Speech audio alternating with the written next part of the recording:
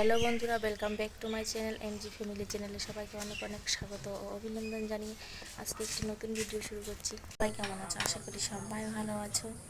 তো চলো দেখতে থাকো ভিডিওটা, আশা করি তোমাদের ভালো লাগবে।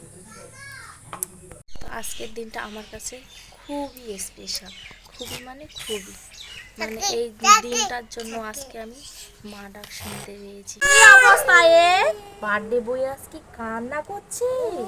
ছি ছি ছি ছি ছি। কি হয়েছে তোমার? কি হয়েছে? কোনটা খুলবো? এটা খুলে দেবো? খুলে দেবো এটা? কি করবা তুমি খুলে? খুলে কি করবা? ভেবেছিলাম আমার কপালটা পোড়া, কোনোদিন মা ডাক শুনতে পাবো না, কিন্তু কপালের জোরে দেখো মা ডাক শুনতে পেলাম। দেরিতে হয়েছে কিন্তু শুনতে তো পেয়েছি। অনেকেই আমার মতো অনেকেই এরকম আছে, কথা শুনতে হয় তাদেরকে। সকালে উঠে স্নান করে পুজো দিয়ে রান্না বান্না করে কিছুটা খাওয়া দাওয়া করে নিয়েছি, আর রান্না বান্না হবে দুপুরে। তো দেখো গরমে কতটা কষ্ট করে ভিডিও করি, প্লিজ একটা লাইক কমেন্ট শেয়ার করে দিও আর সবাই পাশে থেকো। তো চলে এসেছি রান্নাঘরে রান্না বান্না করার জন্য। তো দেখো হাতে খুন্তি নিয়ে নিয়েছি, এবার রান্না করতে হবে। সঙ্গে থাকো, দেখতে থাকো। কি বলো তো, বাড়িতে কেউ নেই যেহেতু আমি একাই আমাকে সব করতে হবে। তো চলো, এখানে চাল ভিজিয়ে নিয়েছি পোলাও করবো বলে।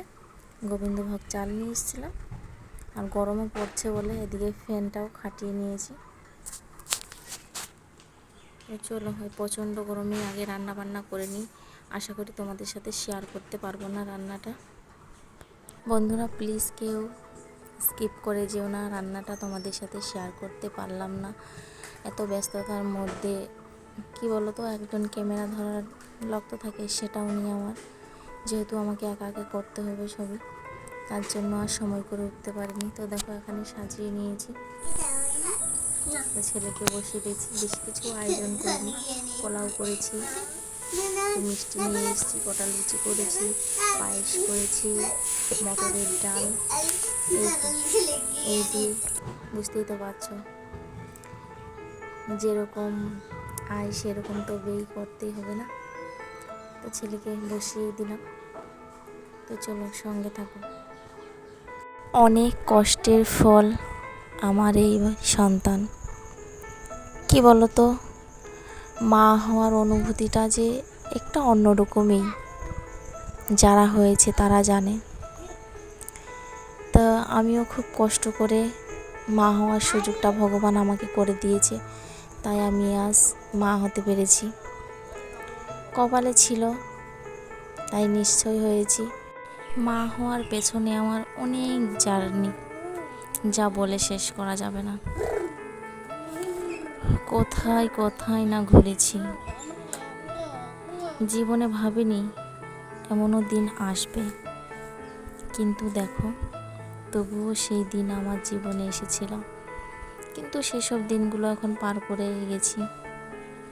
আমার ছেলে হয়েছে, সে বেঁচে থাকুক, এটাই তো চাই না? মা বাবার কাছে সন্তানের চেয়ে বড় আর কি বলো। আর দেখতেই পাচ্ছ আমার ছেলের পাশে বসে আছে তার দাদা। এটা হলো আমার ঠাকুরপোর ছেলে, তার মা নেই। যখন 4 বছর বয়স বাচ্চাটা, তখন তার মা তাকে ছেড়ে অন্য একজনের সাথে সংসার বেঁধেছে।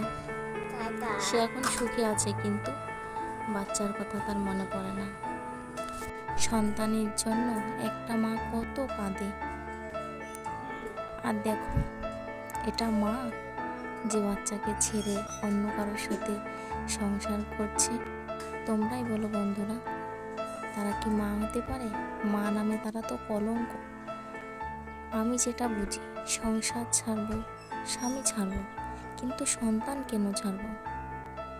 সন্তানের প্রতি কি তার একটু মায়া দয়া নেই বলো? দেখতে দেখতে দেখো আমার ছেলে খাইয়ে দিচ্ছে তাকে।